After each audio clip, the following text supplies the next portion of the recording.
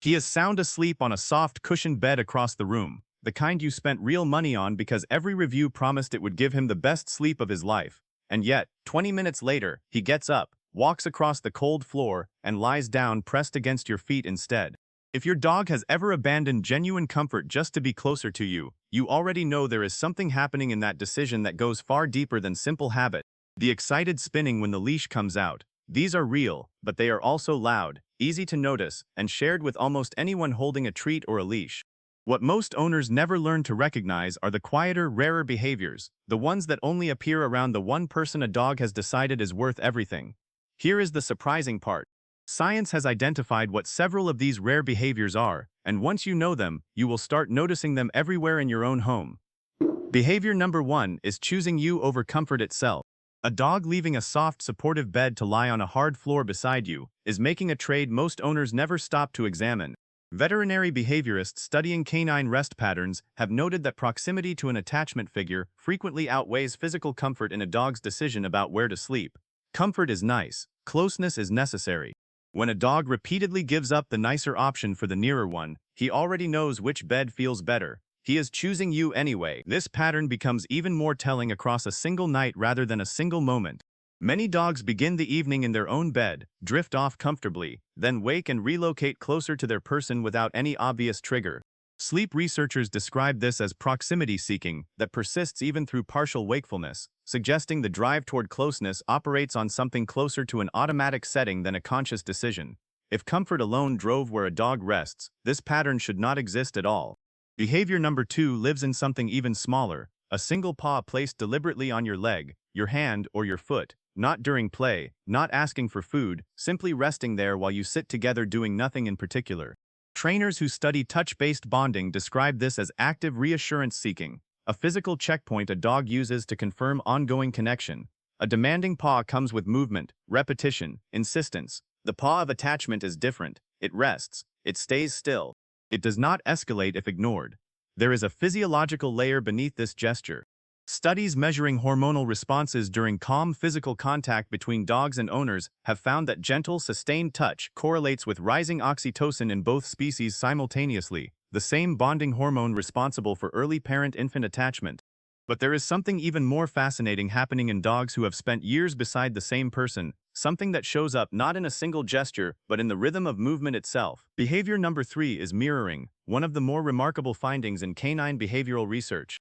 Researchers studying motor synchrony in dogs, building on work observed in dogs playing together, found that closely bonded dogs unconsciously match the pace, direction, and timing of movement belonging to whoever they are walking beside, the same mirroring effect long documented between close human friends and romantic partners.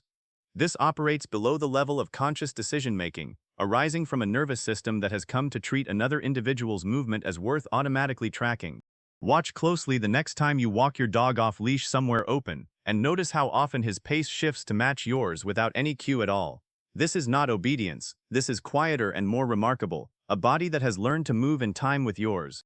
Behavior number 4 is what researchers and trainers sometimes call sacrificial gift giving, different from the ordinary version of a dog bringing you a toy to start a game.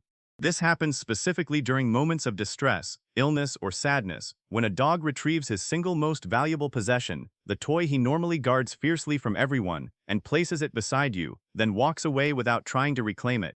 A dog inviting a game holds his tail high, posture bouncy, eyes expectant. A dog engaged in this rarer giving moves slowly, sets the object down gently, and turns away. Translate this into what it actually means. Your dog cannot explain what moved him to hand over the one object he has spent months defending, but something in him recognized you needed comfort more than he needed to keep what was his. Behavior number 5 reveals itself specifically in physical affection, and it requires learning to distinguish something most owners have never been taught to separate: the difference between a dog tolerating a hug and a dog actively leaning into one. A tolerant dog holds still, body slightly stiff, eyes sometimes turned away. A dog experiencing a hug as genuine comfort presses his own weight forward into you, rather than simply absorbing pressure passively, sometimes resting his chin over your shoulder, sometimes closing his eyes rather than scanning the room. One is endurance, the other is participation. A tolerant dog often shows what is sometimes called a half-moon eye, a crescent of white visible around the iris, along with a mouth held closed and tense. A dog genuinely enjoying the closeness shows soft, relaxed eyes, and a body that goes heavier against you rather than pulling subtly away. Many dogs who tolerate hugs from visitors will show the fully relaxed, leaning version only with one specific person, which makes the distinction itself a quiet ranking system most owners never realize their dog is running constantly in the background, and it shows up most clearly in a moment almost every owner has experienced without recognizing its significance. A dog who follows you specifically to the bathroom door, or waits outside it simply because you disappeared briefly behind a closed door, and some part of him needed to confirm you would reappear. This behavior tends to intensify during periods of change, a move, an illness, a loss in the family, moments when a dog's underlying sense of security has been shaken. It is easy to laugh off as clinginess. It is harder, once you understand what is actually happening, to see it as devotion expressing itself the only way it knows how. What makes this behavior worth noticing is how selectively it tends to appear. In households with multiple people, this vigil is rarely distributed evenly. One person disappearing behind a door draws the dog to wait. Another person doing the exact same thing barely registers a reaction at all. That asymmetry reflects, as clearly as any behavior on this list, exactly who occupies the center of a dog's attachment system. Translate all 6 of these together, because the pattern connecting them matters more than any single behavior on its own. The choice of you over comfort. The quiet paw resting without demand. The unconscious mirroring of your movement. The single most prized possession handed over during your worst moment. The difference between enduring an embrace and leaning into one. The vigil outside a closed door. None of these behaviors exist to get anything from you. They exist because something in your dog has organized itself around your presence so completely that these small, quiet acts became the natural output of that organization, the same way a compass needle simply points north. This is the truth the title of this video promised from the very first second. These 6 behaviors are rare specifically because they only appear when a bond has grown deep enough to produce them, and they only appear around the one person that bond has settled on. A stranger does not receive the sacrificial toy. A stranger does not get followed to a closed door. These behaviors are reserved, quietly, deliberately for you, and once you know to look for them, you will likely realize your own dog has been showing you this for years. Dogs cannot say I love you, and so an entire industry of assumptions grew up around louder, easier to read signals, the tail wag, the greeting at the door, because those are the behaviors that ask to be noticed. But the deepest attachment a dog is capable of forming does not announce itself.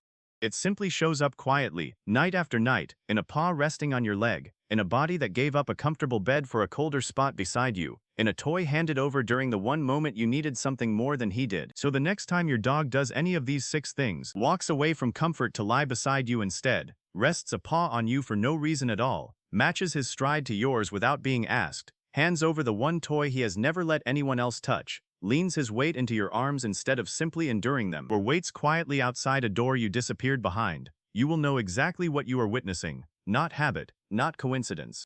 The clearest language a dog has for something too large for barking or tail wagging to hold, offered to you, specifically because somewhere along the way, he decided you were the one worth offering it to. If this changed the way you see your own dog, tell me in the comments which of these 6 behaviors you recognized first, because I read every single one, and I am genuinely curious how many of you just realized your dog has been telling you this the whole time. If this gave you a new way of understanding him, subscribe, because there is a lot more of this kind of story still to come, and hit like so more owners who have been missing these quiet signals can finally learn to see them too.